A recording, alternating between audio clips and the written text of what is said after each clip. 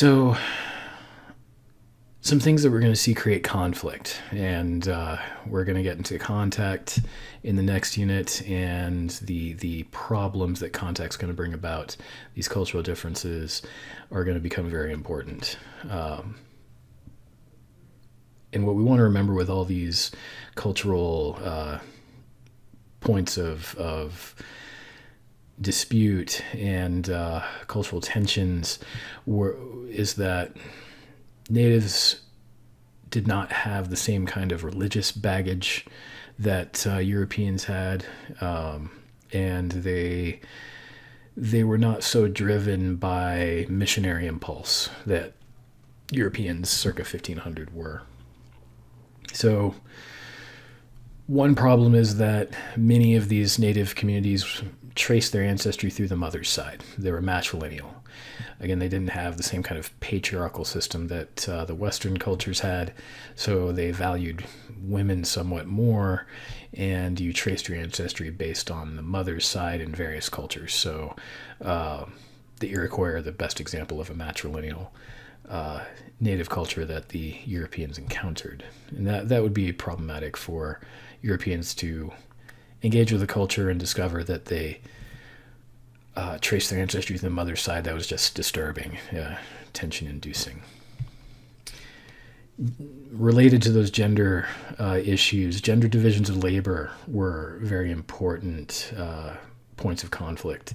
So in Native American societies, the men would do most of the hunting and the women would do most of the farming. In Europe, hunting was something done by the wealthy for sport. The Europeans had long since deforested their open forests hundreds of years prior to 1500, and so what remained of their forests was controlled by the wealthy, where they was used for their recreation. So Europeans would look at what Native American men were doing with their lives, and they thought they were basically playing games, not actually working, and instead they were forcing their women to do all the work for them. And that was something Europeans found disturbing, but it was reflective of the balance that natives had found in their lifestyles. Many were nomadic or semi-nomadic, with housing that facilitated those lifestyles. So Europeans built houses to last. They would build houses out of stone that would not move, no matter how bad the place was where they built it. That stone house was going to be there until the end of days. So when Europeans looked at native housing, like we've just looked at, they would think, these people are less evolved because they don't build permanent housing. Even though a lot of them did. For example, the Cherokee built pretty permanent houses, but or the Chinook, like we looked at, but a lot of the natives the Europeans encountered didn't build houses to last forever, and that was actually a smart thing, but the Europeans would condescend to it. The method of farming, like I said, was a problem the Europeans had with the way natives lived their lives. To Europeans, farming like this looked dirty. It looked messy. In European farms, you spread everything out and you planted things in rows and you harvested it in an organized fashion. They didn't understand why you'd want to plant things together that way. To them, it looked like a uncivilized mess. Religion's obviously going to be a big problem. The Europeans made contact with natives at a time that was of a time of very intense missionary activity. And when they would think about native religion, they generally thought of it in the sense of devil worship. And to them, the native religions that were based on spirituality, based on spiritual forces in the in nature, in the sun or in the moon and so forth, to Europeans looked like worshiping the devil, worshiping idols. And it just so happened that around that particular time, around 1500, it was a very bad time. It was a time of religious intolerance in Europe, and so the Europeans brought that intolerance with them. Ownership, economy, and authority. Natives did not have the same concepts of ownership, of what you could own. They obviously had a concept of ownership of the things that you used, but they had a concept of ownership, or most of them did, in North America, called usufruct ownership, which meant you own what you're using and you own what you made, but you don't own what nature provided. So you can't own the trees, you can't own the land. You occupy it when you're using it, and no one should mess with you when you're doing that. But when you leave, it's available for someone else and to use. And so you can't just leave a place and then still have authority over it. That was not something that natives believed. They couldn't quite come to grips with understanding exactly what it meant to own something that you didn't have possession of. So Europeans would show up and they'd look at the way the natives occupied their land without having some kind of a legal backing, and to them that made them think they don't actually own anything. We can just take all of this. We're going to come back to that concept a lot. Economy. Natives tended to organize their economies around what was best for the community, not necessarily what was best for certain individuals. There were some that placed more value on wealth than others, some tribes that placed more value on wealth than others, and some communities that did have stratification, like we've talked about. But many natives looked at the economy as what is good for the group, not necessarily what's going to make me richer. Their idea of wealth wasn't quite the same, and their idea of authority wasn't quite the same. The natives would have a very decentralized sense of power in most of their communities across North America.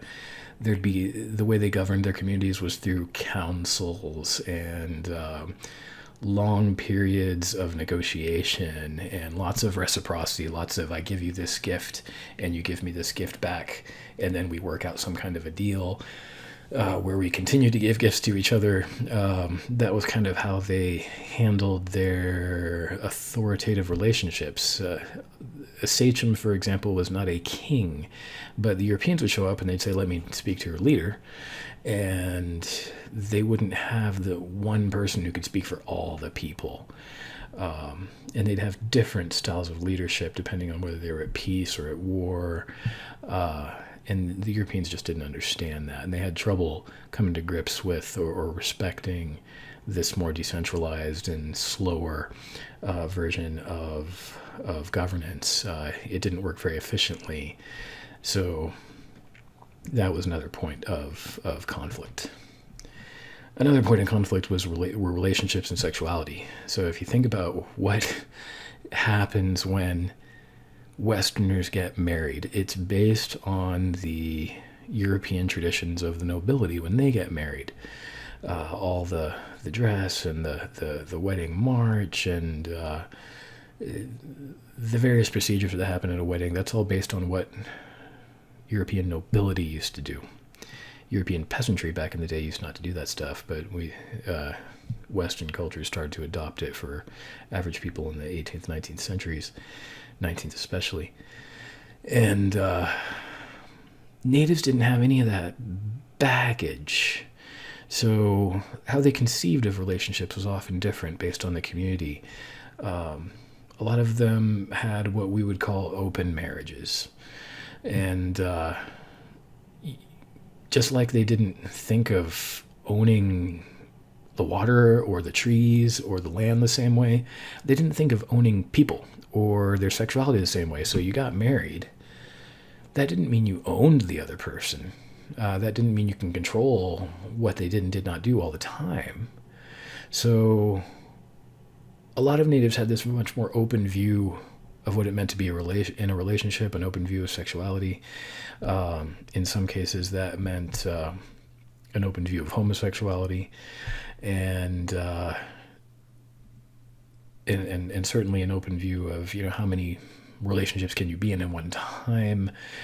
So this was a point of